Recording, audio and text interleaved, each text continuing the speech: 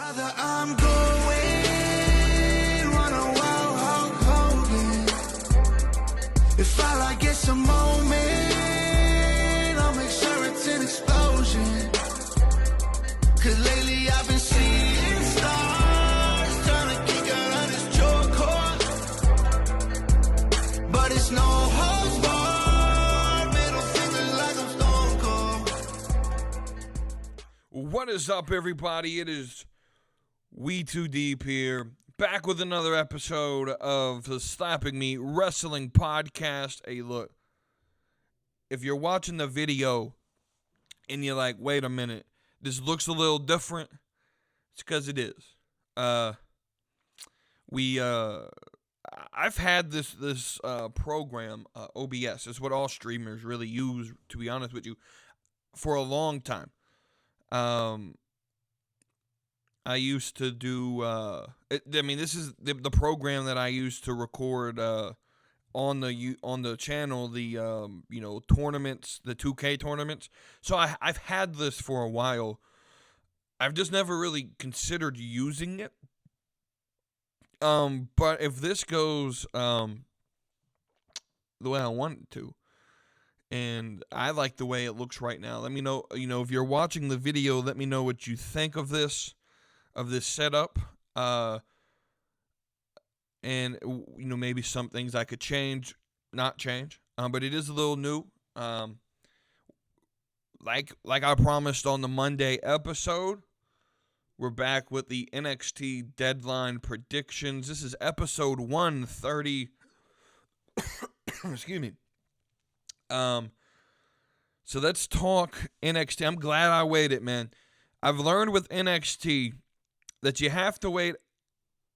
You have to wait to the last minute to do your predictions, because the last Tuesday before the show, they tend to add a match or two to the card. And the last thing I want to do as someone who makes content for, in this world, is to, do a prediction show and then, not predict all the matches, right? That's the last thing I really want to do. So I'm glad I waited and didn't do it. Before we get to the predictions, though, I have some more questions from the community. This is from B Master. He put in these topics. I typically on Monday morning say, hey, get your stuff in on, get your questions in before 5 p.m. on Monday, because I'm going to record after 5 p.m. or around 5 p.m. right? And his questions came in a little bit later. I told him go ahead and just send them in anyway, and I'll put them in on this episode. And so, which brings me to the first point that I want to say is, if you're watching and you haven't joined the Discord, links in the description of either the podcast network that you're listening on or on YouTube. So go ahead and click that link and join the Junkyard Media Group Discord page and join the conversation.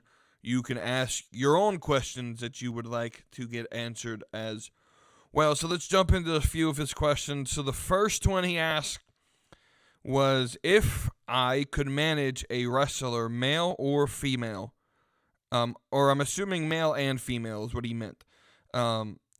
If you could manage a wrestler, it says male/female. So I'm going to do one of each just to make sure I answer the question fully. Who would you want it to be, and how far would you go with them? So let's start with the male superstar first. If I could manage any male superstar, both of these are going to be hard to think, because I really haven't given this much thought today.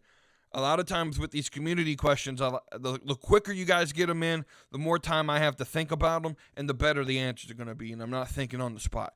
But this was in, so this is on me. I didn't really think about this question, or any of these questions, really, because this has been in for a minute, since, I've had at least 24 hours to think of this one. Any superstar. On the male side of it,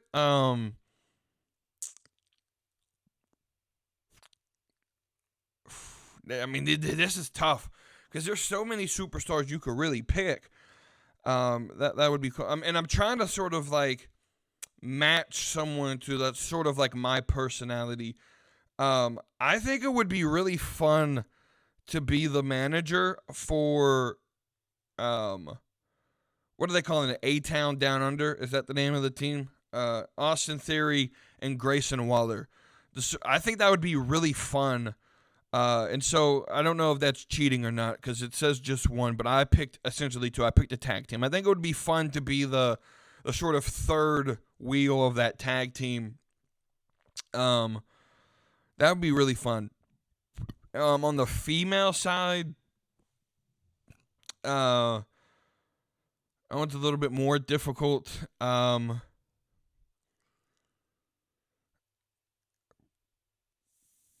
man. Trying to think of someone again. I'm trying to because that sort of mentality is sort of what I have and what I would try to bring. Sort of the fun gimmick like that, and I don't really necessarily know of a female off the top of my head right now that sort of runs that style of gimmick. I'm trying to think of like the I'm better than you, but not like snooty and like snobby I'm better than you, but the the more fun, you suck, I'm gonna throw jabs at you like and call you names. Because what I was gonna say we would do is take that team, me as sort of the mouthpiece or manager, and then add the woman and create basically a faction. I'm trying to think of a woman again off the top of my head who would fit that sort of gimmick. Honestly,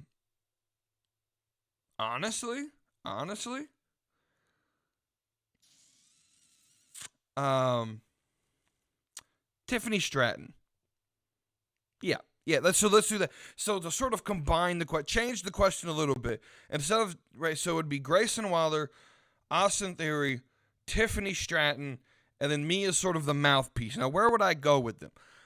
Tag team champion, women's champion. That's where you're going. I don't know what the story would be, but that's the sort of I don't know. I just feel like playing the heel character like that would be super fun. And they're super young talent. Well, Grayson Waller's a little bit older, but Theory's young. Tiffany Stratton's young. Ultimately, the goal would be, and the storyline, if I could sort of fantasy book it, because Grayson is a little bit older. He's in his 30s, isn't he? Would be the goal would sort of be, and the story could go down the road of. Yeah, he's 33. I just had to look it up. Of the road of Grayson, you're sort of holding us back because the real stars in the group are Tiffany and Theory, right? And so having a match where where Theory turns on Waller, or Waller sort of gets kicked out of the group, would be where we would leave that, but.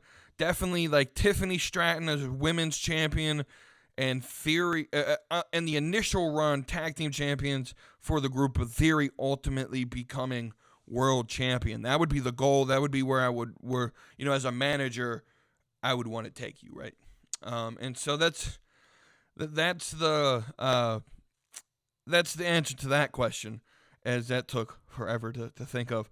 The next question would be, now that they have new factions and tag teams, how do you feel about Sheamus moving to Raw, forming a tag team with Drew? Absolutely not. Not a big fan of this at all. First off, Drew McIntyre is probably going to have the best run in his career with his heel gimmick. We need to play this out. We don't need to add anything to it. We don't need to run the Banger Bros like we had prior to... towards the end of last year, before, they sort of did, I don't know if WWE didn't realize what Bang Bros was before they named the team. But if you remember, towards the end of 2022, Sheamus and McIntyre were a team called like the Banger Bros, and they just put on banger after banger after banger, right? and then they realized, oh, we probably shouldn't name a team that because, the connotation of Bang Bros just doesn't work well with the family-friendly atmosphere we're trying to create with our product, right? And so definitely would not push Sheamus with McIntyre with the gimmick that McIntyre has. I think Sheamus, I want him to get that IC champion eventually so he can become the Grand Slam champion. I feel like we missed the only spot that made any sense in doing so. And so I really don't know when we give him that opportunity. But definitely not a big fan of creating. I think the tag division where we are right now is too full for the amount of time that they're given, and at the moment there's only one belt, and it's sort of the whole tag division. You could create new tag teams and re-innovate the tag teams, but if you don't give them something to fight for, what are we renovating the tag division for? So they really have to do something, especially on SmackDown. Now we have to have some sort of picture to or scene for the tag team to actually run on, and I think Triple H will get there, but the tag division's been in lockdown for a while once the titles got unified, and literally it's the easiest thing in the world to do to split them. You just need Nick Aldis to go to Triple H and be like, bro, it's not fair that I don't have a title. Can we ununify, or can you create me a new tag title? Right, that's literally all you got to do. I don't know why WWE hasn't done it yet. But yeah, it's not that hard, Triple H, to make the tag division mean a little bit more when there's only one set of titles to fight for, and they really don't have much to do with that division because they're locked in that main event picture. You need to get the titles off of Judgment Day, and then you need to split them so that Raw and SmackDown have their own champions.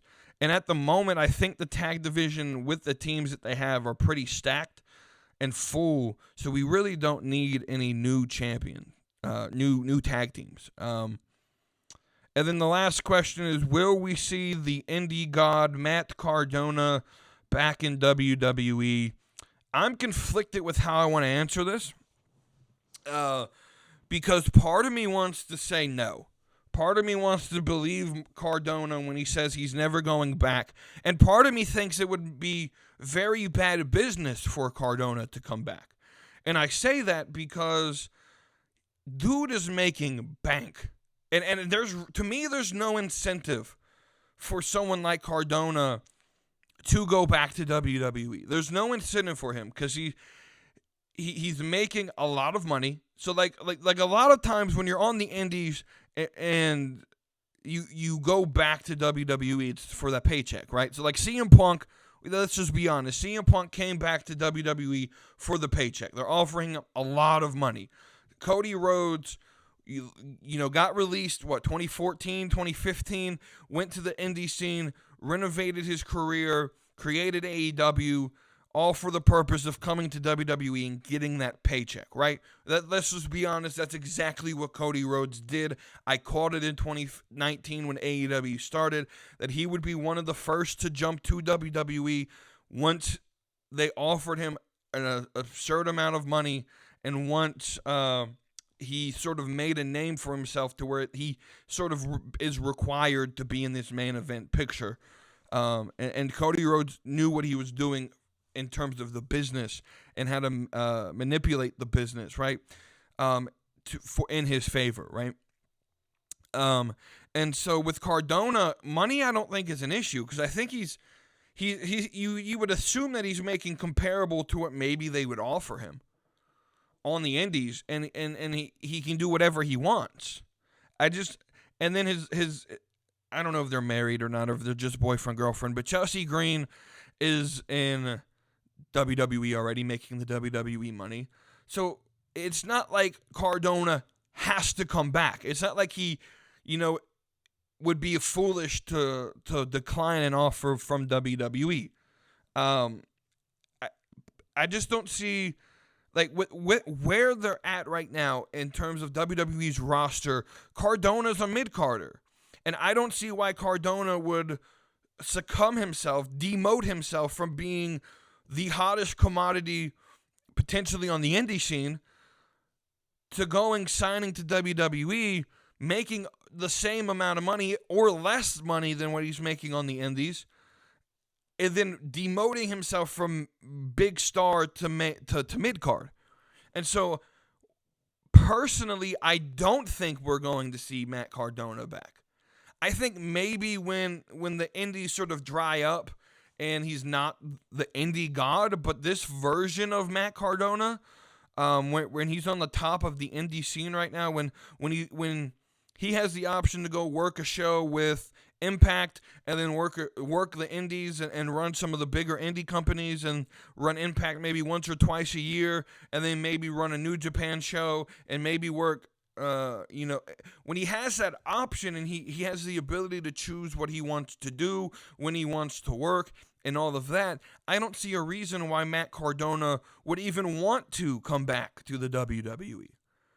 So my answer for this question is going to be no. I'm a little conflicted because I really want him back, but I just logically, when I think about this question logically, I just don't see a reason for why he would even consider coming back to WWE.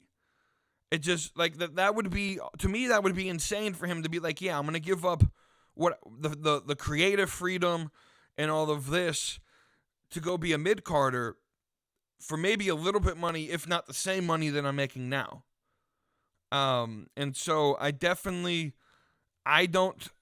would not be surprised if he came back, but thinking of this logically, I don't think he would be enticed to come back unless they offer him like the highest pay in the company, which I just don't see that happening. I don't see him making more than Lesnar or Cena or Roman and guys like that. I just don't see Endeavor offering that type of money for Cardona at this point in his career. So now that we've got those questions, and those were very good questions, by the way, I do appreciate them. Again, go click the link in the description. You can join the Discord. You can send in your own questions.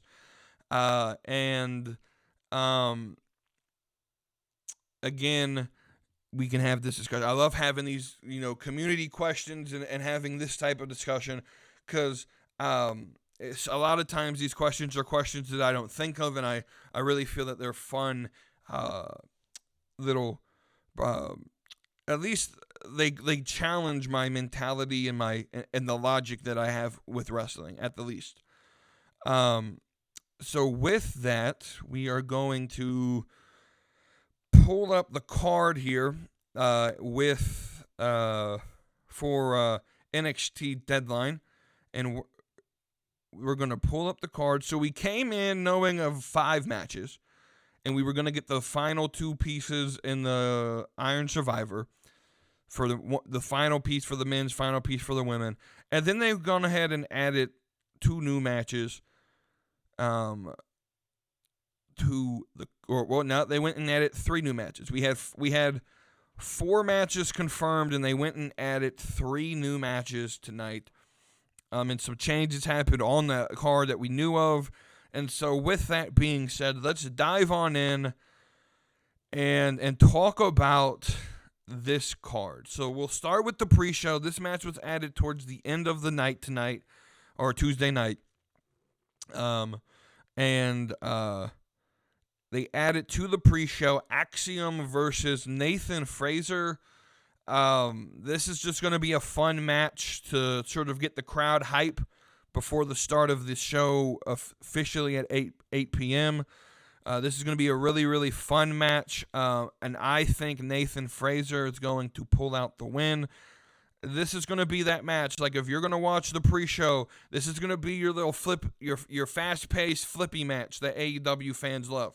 If you're an AEW fan, tune in. It'll probably be on around 7:30 when this match takes place. Tune into Peacock. You'll get your little your acrobatic match here, and it'll be a great tone setter for the rest of the night.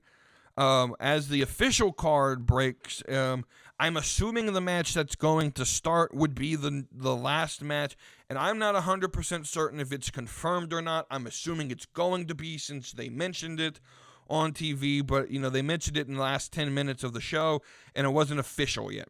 And that is Carmelo Hayes versus Lexis King. This would be Lexis King's first PLE event in the WWE, which I'm excited for. And Carmelo Hayes to be at this level. So first off, this is crazy because you have Brian Pillman Jr., who in AEW gets zero support from the AEW booking, right? He's in a tag team. He's like a male cheerleader or whatever the gimmick was with Griff Garrison. I think he's also at the same time sort of working with MLW or finishing up his MLW stuff. So he doesn't really get a lot of booking opportunities. He's on Dark and Rampage and not really on Dynamite all that much, right? And so he leaves. He either gets released or asked to be released, and or doesn't re-sign, and he starts running the indies, and then he comes to NXT, and immediately his first feud is with who could quite possibly be the biggest star in NXT right now, in Carmelo Hayes. He's immediately jumped to the top of the NXT roster. And so WWE has to, I would assume they have big plans for him in the future. And so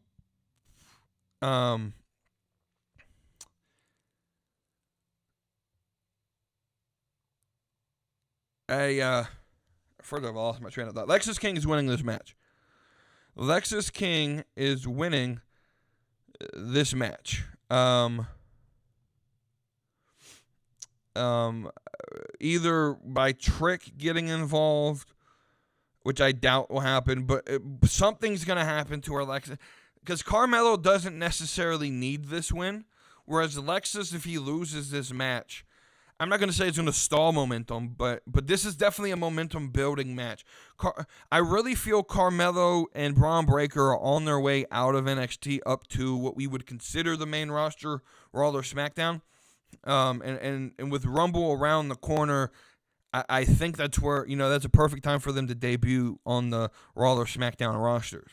And so Carmelo, to me, will leave NXT on his shoulders and would pass I don't want to really say pass the torch, but he would put over Lexis King. So I think Lexis King will win this match. The next match on the card, I like to try to predict the order of the show.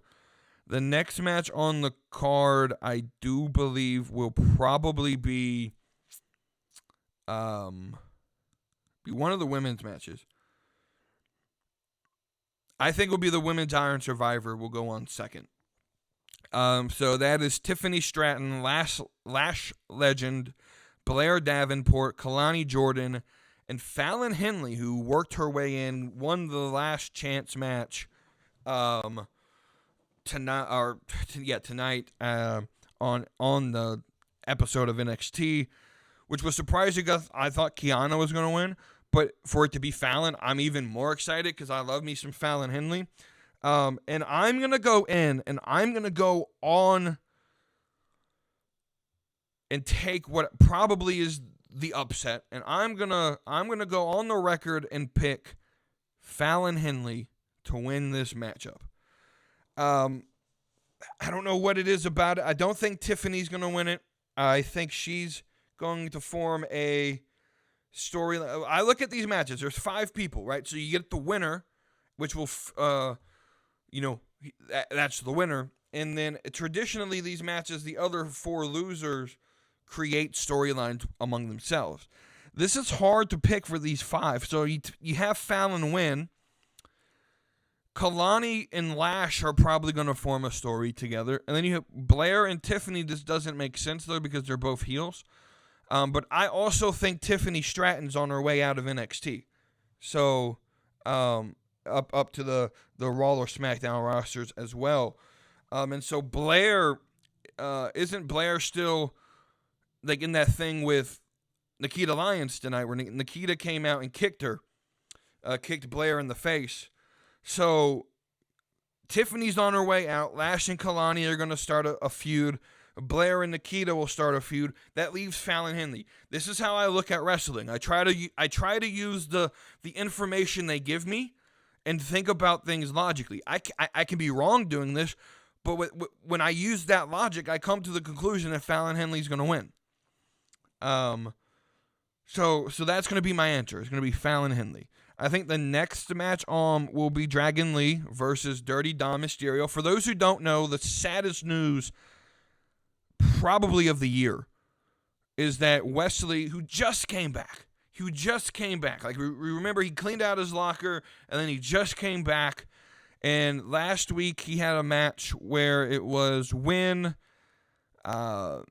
and you get a title match against Dom, and then he wins the match. He beats Bronson Reed, Gargano, and was it Tyler Bate?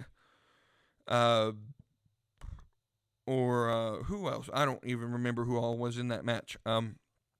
Gargano, Bronson Reed, some dude who doesn't matter because he didn't win, and then Wesley. And Wesley ended up winning, and he comes out with crutches, or on a single crutch, and basically says he doesn't have feeling in his legs, and he's in excruciating pain. He's going to need back surgery. Will be out for 8 to 12 months. Like, boy.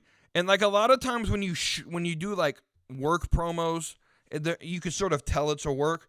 This dude was crying. He had everyone in the arena crying. He had me crying. He had probably a lot of people at home crying. Like I don't know about you, but I didn't like Wesley when he first got in. I didn't know who he was. Didn't really care about him. But over the last like year and a half, he is a superstar. He is. Like I typically don't like people who do his style of wrestling because he is a more, fast-paced, flippy style wrestler. But he's a star, man. He can talk on the mic. He can convey emotion. He can wrestle. He has the in-ring ability to put on entertaining matches. And I don't know what it is, but I've just fallen in love with Wesley and his ability to put on an entertaining show. And I felt like this was emotional, man. To see,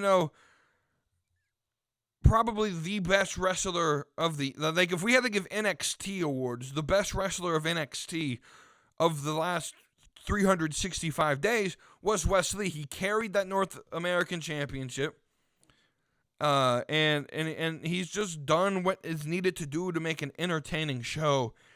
And for him to have to basically miss the next year with back surgery, and we don't even know how certain it is that he'll be back, because back surgery is always risky. And so again, I just wish, the last thing WWE needs to do though is come out and be like, oh yeah, we worked all of you. Please don't do that. Please don't do that. That's not necessary. And so I'm assuming this is real. And because it's real, Wesley, I'm thinking of you, everyone here at Slappin' Me Wrestling Podcast. And I'm going to assume everyone at the Junkyard Media Group is wishing you a quick recovery, a successful recovery at that. We know it's going to be 8 to 12 months. Take your time. Don't rush getting back. I know you're going to miss it, but I'm sure there's a spot for you when you get back. I hope. WWE, I hope, doesn't release you while you're gone. But Wes, all the best to you, and I can't wait to get you back in the ring, man. I already miss you, man. I'm going to be honest with you. But with that, he gets replaced with Dragon Lee against Dominic. And I guess this is fine. It continues to sort of inter-family feud between Ray and Dom. And I really just wish that would be over. Because ultimately, I feel how they're going to end this is it's going to end in a reconciliation. But I don't know. I feel like it's just gone on too long. I'm picking Dominic Mysterio to win this. Rhea Ripley's going to be at ringside. So is Ray. I know everyone is picking Dragon Lee to win because of the sort of like surprise. But there's storyline at play. Let's think it logically here. Rey Mysterio is going to be there, which tells me Santos Escobar may be here. And there's rumors that Santos Escobar is trying to get a new tag team to join him. And who are these rumors? Well, they just so happen to be in NXT. Carrillo and Garza. Well, what if that plays into this match? What if Carrillo and Garza attack Rey Mysterio and maybe attack Dragon Lee and help Dominic retain the title?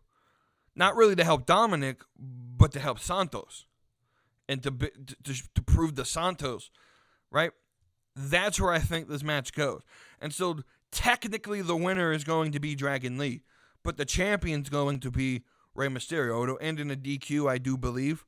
And Dom will keep the title, and then you continue the story with Rey, right? That's how I would book it. That's where I think it's going, and it'll be interesting. It wouldn't surprise me though if Dragon Lee pulled off the win. I just don't think they'll do it. I don't think they'll do it. I think this is all to continue with the storyline between Dragon Lee, Rey Mysterio, and all of that, and Santos. And so that is where I believe it will be headed. The next match I believe will happen will be Roxanne Perez and Kiana James. It's a steel cage match. Oh, this is fun. This has been a fun feud.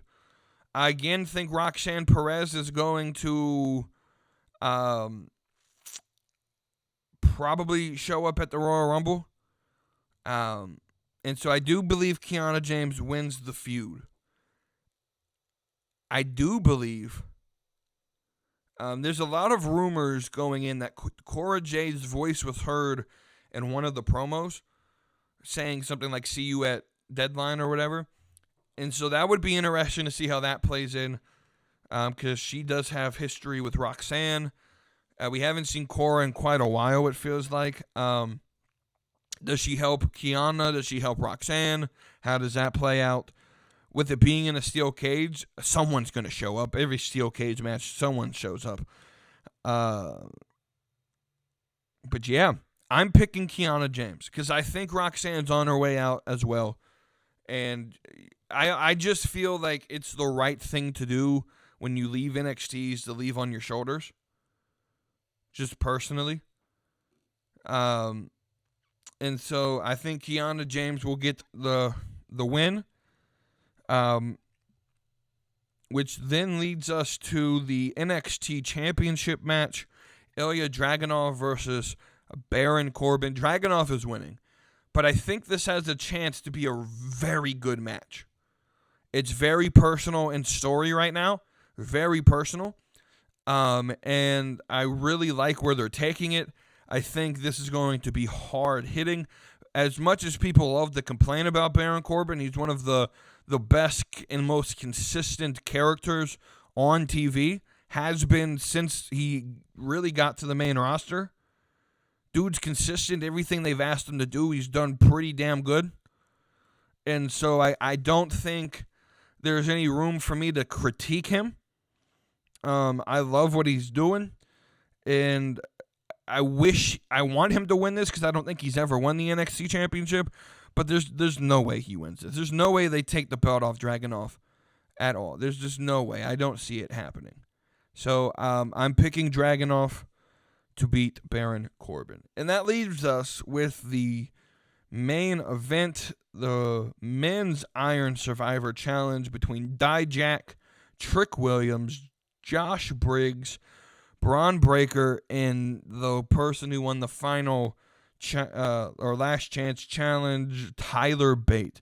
And again, there's 5 men in this match. I try to think logically.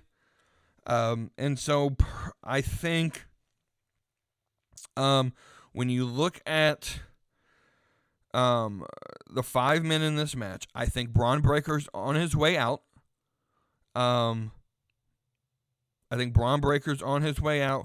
Or will start a feud with Josh Briggs.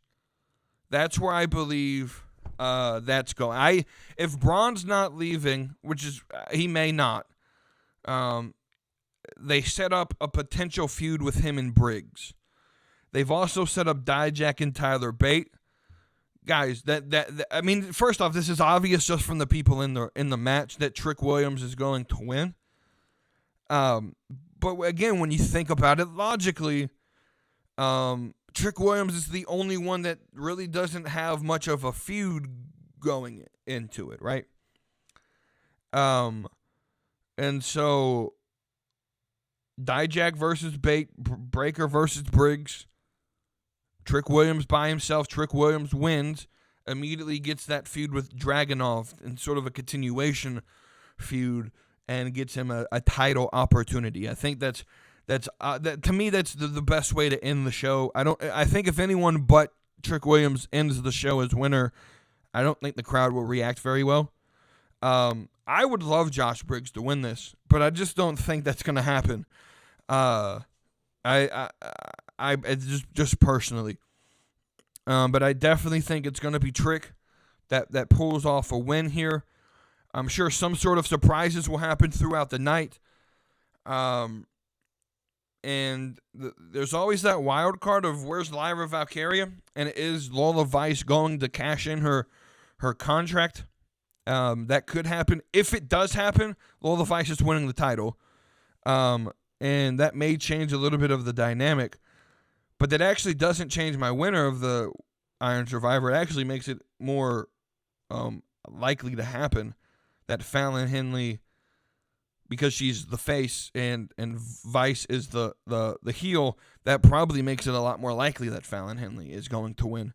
So I don't think a cash-in will happen, but if it does, Lola Vice becomes new champion, and then her and Fallon Henley pick up a feud, and that will be fun heading into the new year with two younger, newer talent, And Lyra's good. Lyra could go to the main roster, what we would call the main roster, Raw, SmackDown rosters, at any point as well. I think her feud with Becky really got her over with upper management. And so, yeah, that is NXT Deadline. Not much else to really depict there. I'm happy they're going back up north. The Northeast doesn't get a lot of wrestling. And so to close out the year for WWE in Bridgeport, Connecticut, and sort of the home state of WWE, that's a good way to end the year. This is going to be a fantastic event. Look, I've been saying since the beginning of November, so about a month now. I've been saying for about a month now that Deadline was going to be better than Crown Jewel, was going to be better than Survivor Series, was going to be the best event of the last three that WWE was going to put on. Crown Jewel was what it was going to be. It was exactly what we thought it would be. Survivor Series. So here's my thing with Survivor Series. I think a lot of people are overrating Survivor Series because CM Punk came back. And I'm not going to do it.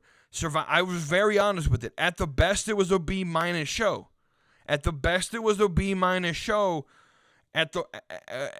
If we really just get rid of the emotionalism behind the CM Punk return, it's a C+ show. Let's just be honest with it. Let's just be honest with what Survivor Series was. It wasn't anything spectacular outside of Randy coming back. That Women's War Games match was pretty good. And then we get CM Punk. But we can't sort of hyper-emotionalize CM Punk's return and say, automatically A+ because CM Punk's back. We just can't do that. And so I'm still convinced we're going to that NXT Deadline will do better than a B-. I'm thoroughly convinced of it. And a lot of people will come in and say, it's because of the circumstances. And look, that could be your opinion. But let's just be honest. We gotta stop hating on NXT. People got to stop hating on NXT because it's the best program in wrestling right now.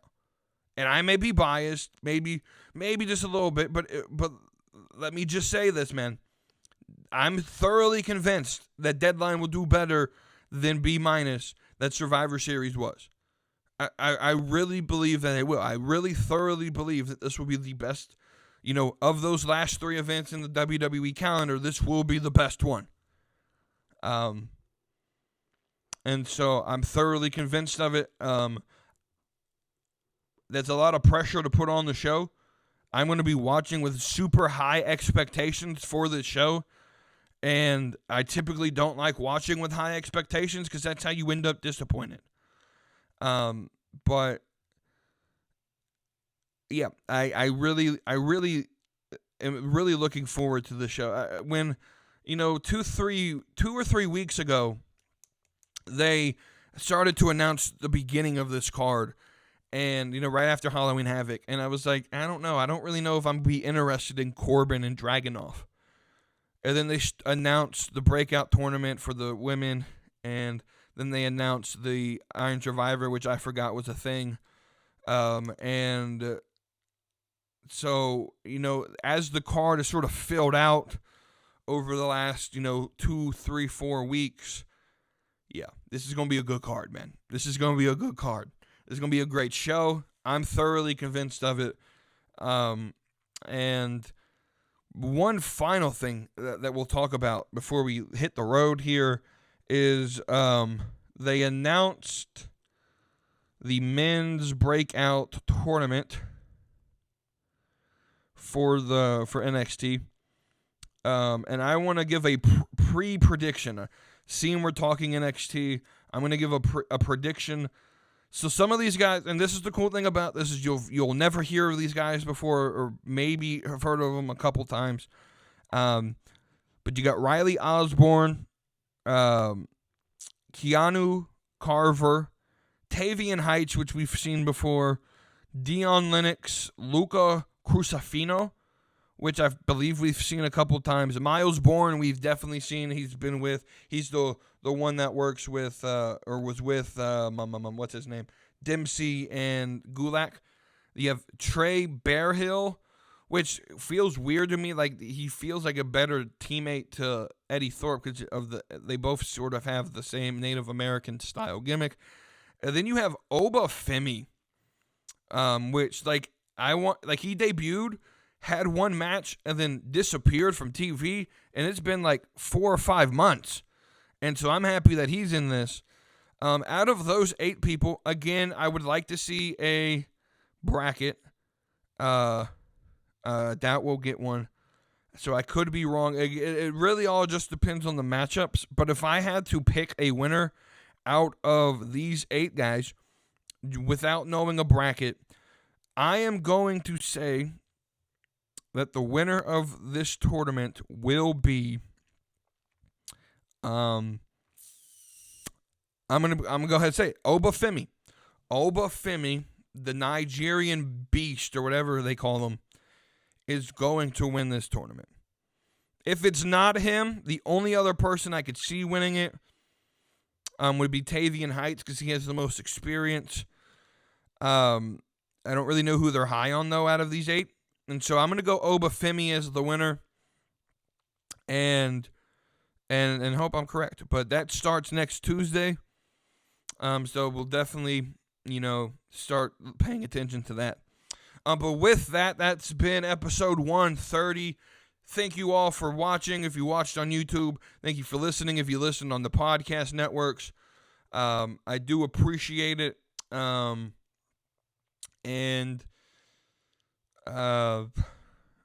my train of thought again. But anyway, thank you for watching and listening. And I will see you guys on Saturday night. We'll be late after NXT Deadline finishes. We'll go straight into the NXT Deadline review show, and we'll break down that card and tell you my thoughts on it as the show goes on. Thanks again for watching or listening. Don't be afraid to leave a comment, like, share, subscribe, hit the follow button, turn on the notifications, share with a friend and family, and I look forward to seeing you guys on the next episode. This has been We Too Deep with the Slap and Meat Wrestling Podcast. Y'all have a great rest of your night. Brother, I'm going